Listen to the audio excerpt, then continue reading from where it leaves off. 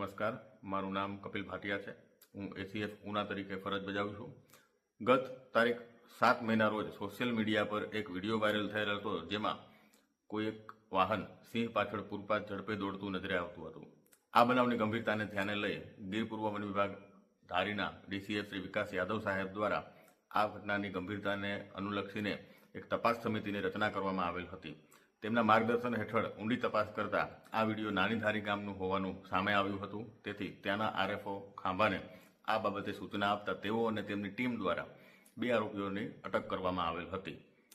ત્યારબાદ આજરોજ 11/5/2026ના બંનેને ખાંભા કોર્ટમાં રજૂ કરતા 2 દિવસના રિમાન્ડ પણ મળેલ છે, જેથી આ બનાવ અંગેની વધુ ઝીણવટભરી તપાસ થઈ શકે। વધુમાં ઉમેરવાનું કે સિંહ પજવણી એ વન્ય પ્રાણી અધિનિયમ 1972 હેઠળ એક ગંભીર ગુનો છે, તેમજ આ ગુના હેઠળ 3 થી 7 વર્ષની સખત સજાની જોગવાઈ પણ છે।